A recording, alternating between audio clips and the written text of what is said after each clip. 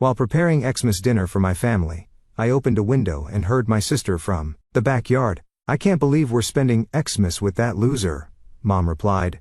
"Just until she pays for the house renovation. Sister, I'm ready to take her share too." I closed the window and kept hosting with a perfect smile. 3 days later. "I don't want to spend Christmas with that loser." I froze as I tried to open the garden window while putting up the Christmas decorations. I clearly heard the voice of my sister, Odessa. Mom should make her pay for the renovation and then cut her off. It's embarrassing to call her family. Our mother Martha responded, "We're already working on it, and all our inheritance will go to you." My heart was pounding as I finished putting up the lights. They laughed about how oblivious I was, saying things like I'm pretending to be a little contractor, and she'll never find a husband. She'll just die alone and lonely. Mom would hide her phone screen when I entered the room, whisper on the phone, and exchange glances with Odessa that twisted my stomach. After being a daughter for 34 years, you develop a sixth sense for these things. Thinking about it, I had dedicated 34 years to my family. Simply because I was single and financially free. I funded the family trips. I paid for Mom's luxuries and the renovation costs for the house. Everything suddenly looked warped and ugly under the lights I had lovingly hung. Today too, I spent the morning hanging lights, arranging decorations and preparing a feast. Everything had to be perfect for me to earn my family's approval.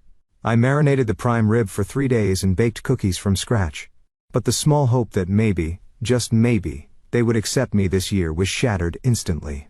Something then hardened inside me like concrete. That moment, I decided to reclaim the time, assets and self that my family had taken from me. But I didn't scream or confront them. I quietly stepped back, grabbed the cranberry sauce, took 3 deep breaths, and fixed the most convincing smile of my life on my face. The week before the Christmas gathering, something felt off about my mother, not her usual irritation when I brought sawdust onto her pristine floors. This was different. She had been particularly tense lately, criticizing my every move, but I brushed it off as holiday stress. Everyone was home that day for the Christmas party. My father, my sister Odessa, and her husband Bruce. My father immediately complimented the renovations, and Bruce began asking sharp questions about my business finances in that arrogant lawyer tone that always knotted my stomach. After college, I built a construction company. I started with only tools and determination, and now I manage 5 crews. It's not flashy, but it pays well. Mom never approved of my unfeminine career choice?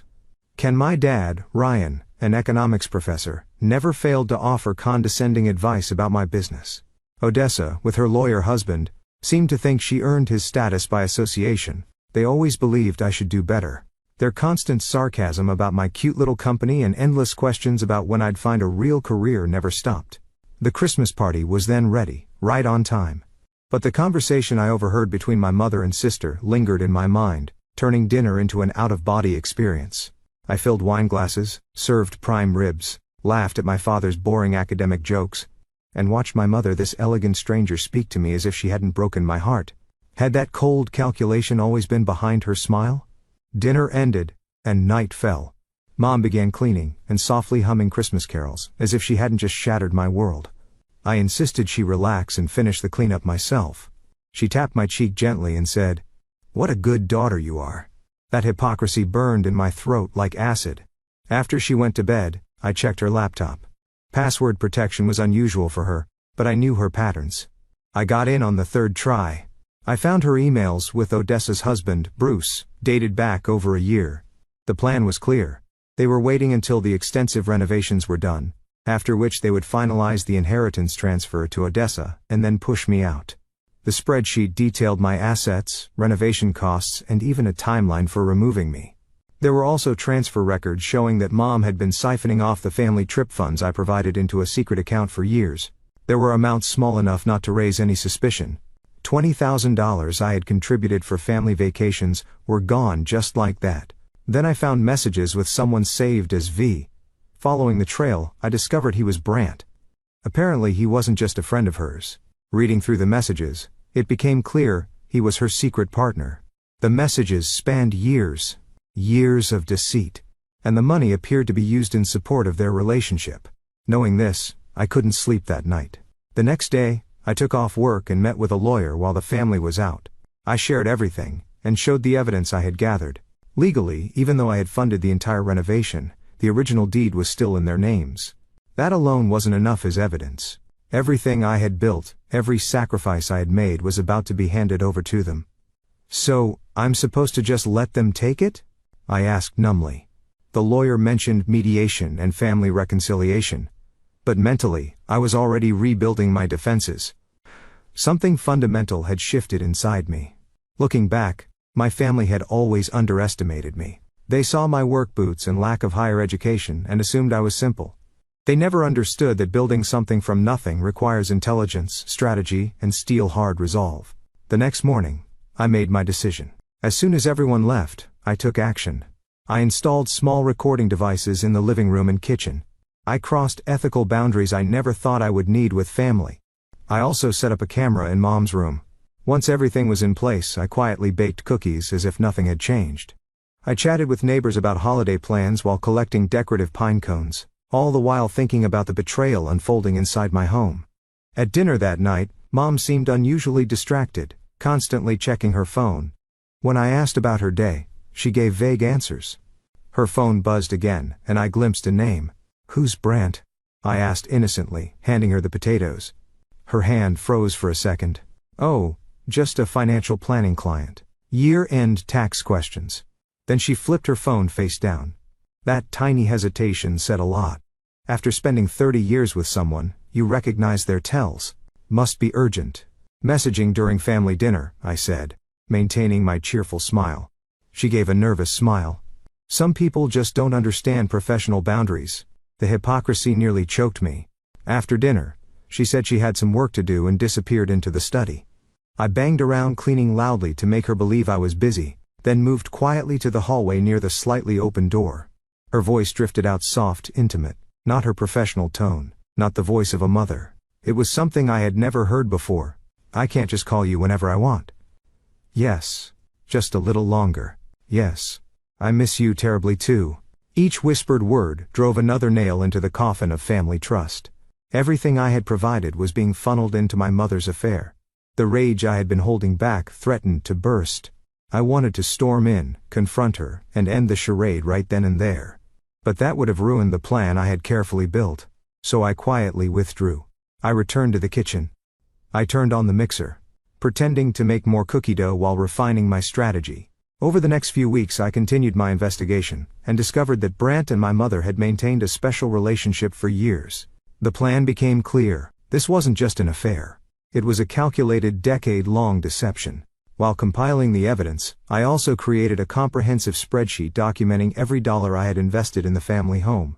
Renovation materials, contractor payments, design fees, custom furniture I built myself, and the landscaping she demanded for the perfect yard to host gatherings.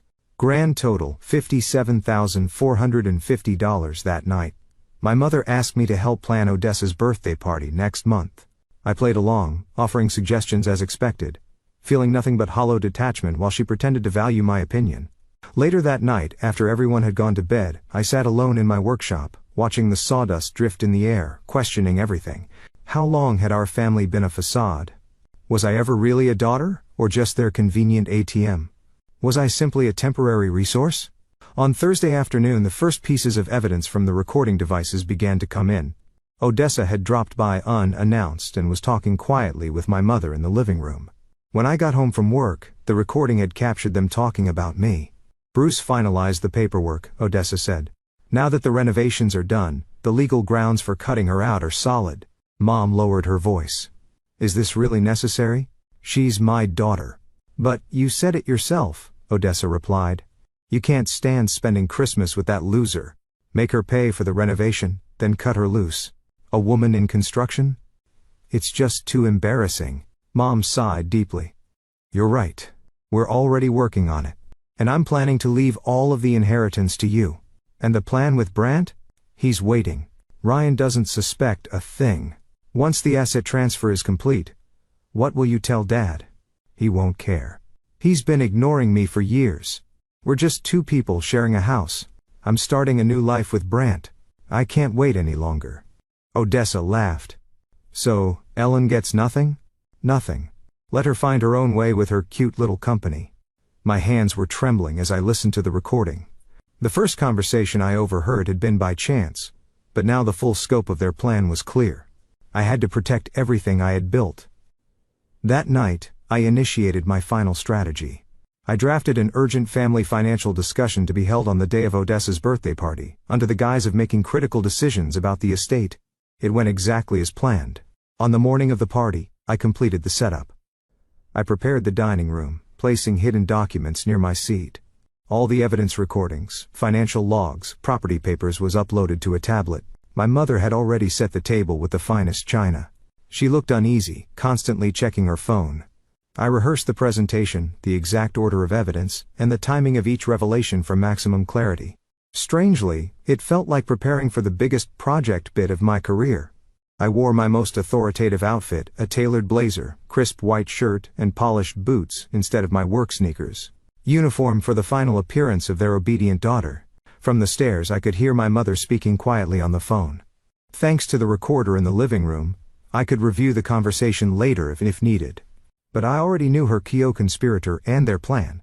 Let her enjoy these imagined final moments of control. Let her reassure Brant that everything was going as planned. Let her believe these last hours were proof of her perfect execution. The doorbell rang. Mom jumped and hastily ended her call. Dad arrived first, home from work, predictably carrying an expensive bottle of wine. Odessa and Bruce arrived shortly after. All participants were present, each unknowingly playing their part in my carefully orchestrated reveal. As we moved toward the dining area, Mom's phone lit up in her pocket. Before she could silence it, Brant's name flashed across the screen. I sat at the head of the table and placed the folder of evidence beside my plate. Mom sat to my right, Dad to my left. I controlled the story. As Dad debated wine selections, I stood and raised my glass. The conversation ceased instantly. I smiled deliberately at each family member, leaving Mom for last. Before we celebrate Christmas tonight, I said, raising my glass higher, I'd like to toast to family, loyalty, and finally acknowledging the truth beneath our beautiful renovation. The confusion that crossed their faces was merely the overture. They had no idea what was coming, and neither did Mom. I calmly took a sip of Dad's expensive wine. Now, I continued, pulling out the tablet. I've discovered a serious issue that threatens everything I've built. A problem festering just beneath the foundation of our family. Dad leaned in with barely concealed condescension. Budget constraints? Cash flow problems? I've always said your construction business lacked proper academic planning. Actually, I replied, connecting the tablet to the large screen, the problem isn't my business. It's our family? The room fell utterly silent. Mom's hand froze on mine. Ellen, she whispered, tense. What are you doing? That's when I played the recording of her and Odessa. Their voices echoed through the beautifully renovated dining room. Odessa saying I needed to be cut off after paying for the renovation, calling my construction career embarrassing. Mom confirming they'd already begun the process. And Bruce saying they could even take the house. I paused the playback there. I watched each reaction closely. Odessa turned pale. Dad's expression crumpled in confusion. Bruce sat up, defensive. And Mom remained frozen, watching her carefully constructed deceit collapse like a poorly engineered structure. Next I displayed screenshots of her messages with Brant redacted for dignity, but undeniably damning. I withheld his name deliberately for 10 years, I said with quiet strength. 10 years of deception while I worked 70-hour weeks renovating our family home. I turned to my father. Did you know Mom was having an affair? Did you know about the plan to kick me out after the renovations were finished? Dad was stunned. I showed the comprehensive spreadsheet. Every dollar I invested in the family home, $57,450. This is what I contributed to our family while building my business from scratch, I said firmly. Next slide. Documents of misappropriated family vacation funds, and plans to exclude me from the inheritance. And this, I said, was the reward for my devotion. The silence felt physically heavy. Then my father suddenly stood up, knocking his chair backward. This is atrocious. Martha, what is the meaning of this? Immediately my mother grabbed my wrist. Ellen, you're misunderstanding everything. And Bruce, ever the calculating lawyer, began trying to delete files from his phone under the table. I pointed directly at him. The documents you're deleting are already backed up. Every hour you spent advising them on how to remove me. Bruce froze, and looked at Odessa. My mother shifted tactics. It wasn't what you think. she pleaded, strategically allowing tears to surface. This is a misunderstanding. A misunderstanding, I repeated, incredulous. While I was earning money to renovate your dream kitchen? While I was working for your entertainment? I had no intention of losing my composure, but something inside me cracked. For 34 years, I said, my voice lowering. For 34 years I believed in this family, but I was just your convenient ATM. Then I displayed another piece of evidence, messages between Mother and Brant titled, New Life Plan After Renovation. The notes included, best time to tell our Ryan, and after securing funds from Ellen. Your partner is Brant, Dad's business associate. Right? The room went completely still. After the renovation you plan to start a new life with Brant. Abandon Dad. Cut me out of the inheritance. Give everything to Odessa. Mother's face turned dramatically pale. You investigated him? Yes. And I had coffee with his wife. I thought she deserved to know about your ongoing relationship. My friend Brant? A friend for 30 years? My best friend from college? Father's voice was ice. Mother sat speechless. How long has this been going on? Answer me. Father shouted, then smashed the remaining glass on the table to the floor. How long have you been betraying me with Brant? Ryan, please. He pointed around the room. All of this renovation, was it for him? You took money from Ellen to live with him? You robbed her inheritance? Took my house? His face was red with rage. Fists clenched so tightly his knuckles turned white. 34 years of marriage. And this is how you repay me? He spoke quieter, but more dangerously. My friend? My colleague? While you were planning this I was working alongside him. Mother was crying. You never paid attention to me, your research, your career. And how does that justify this? Father's voice shook. How does any of this become justifiable? You betrayed the entire family. You betrayed me. And worst of all, you betrayed your own daughter. That was when he exploded. He grabbed the edge of my custom dining table and flipped it violently. Food, wine, crystal, all crashed to the floor. Mother screamed. Odessa gasped. Bruce jumped back. I sat still, strangely calm, watching decades of family illusion shattered around us. Mother kept repeating desperately, Ellen, please, we need to talk about this privately. This wasn't how it was supposed to happen. How exactly were you planning to steal my assets? Continue your affair with Dad's former partner while claiming everything I built? I shook my head firmly. There's nothing left to discuss. I walked to the front door and flung it open. This party is over. Leave? Now. My father walked out on his own, and I escorted my sister and brother-in-law outside. Then it was just my mother and me left in the ruins of our family dinner. Where will you go? She asked in a strangely small voice. I've already secured accommodations, I replied. I'll return tomorrow to collect my equipment. You orchestrated this whole reveal, she whispered with disbelief. I learned strategic planning by watching you, I said, gathering my overnight bag. As I stepped outside she called out desperately. You'll regret this. I did not acknowledge her. That night, in a hotel suite, I slept peacefully for the first time in days.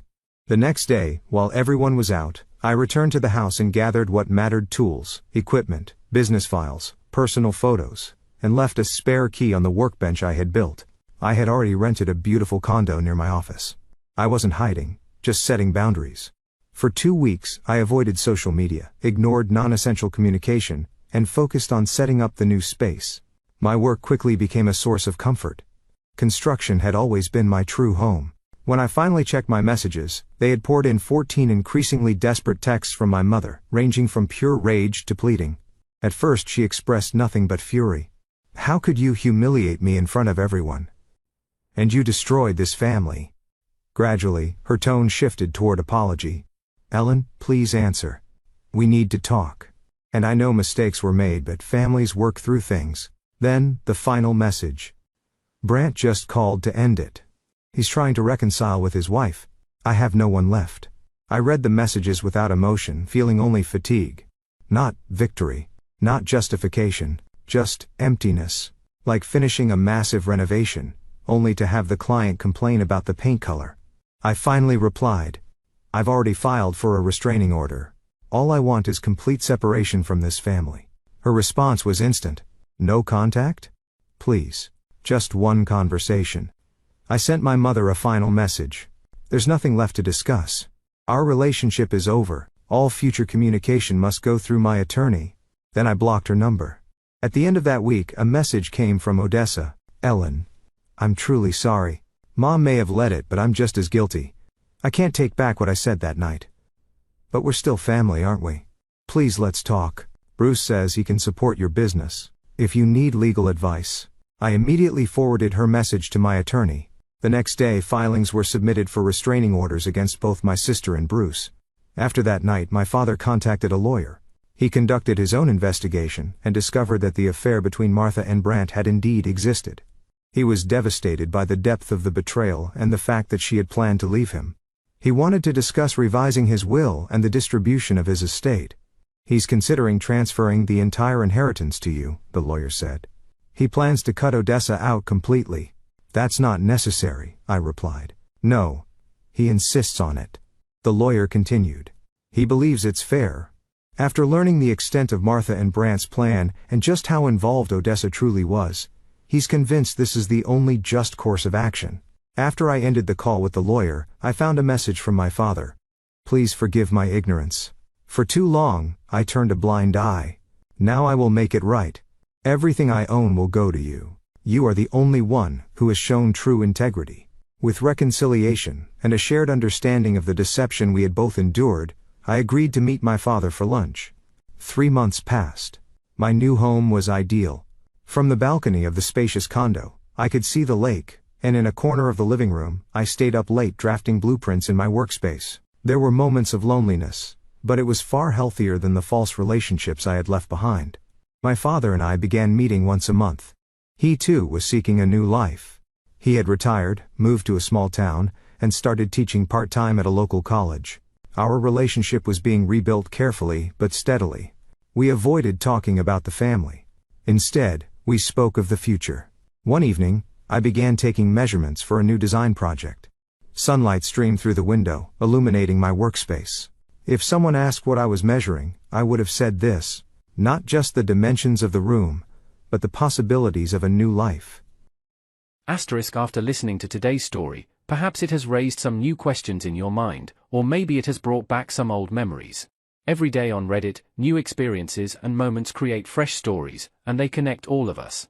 Everyone has their own unique journey in life, and we all try to understand the world in our own way. These kinds of moments remind us that we are all human, sometimes happy, sometimes sad, and always learning something new. If you enjoyed this story, feel free to share it with your friends. Your thoughts and feedback are always valuable to us, as they motivate us to create even better content. Every story has its own unique angle, and our goal is to understand everyone's perspective and make our content diverse and relatable. Stories like these help us realize that life's journey is different for everyone, and by hearing other stories, we learn something new. You can also share your own stories with us. Your experiences are valuable to us as well, and if you enjoyed this video, please leave your feedback. We aim to create content that brightens your mind and gives you new ideas every time.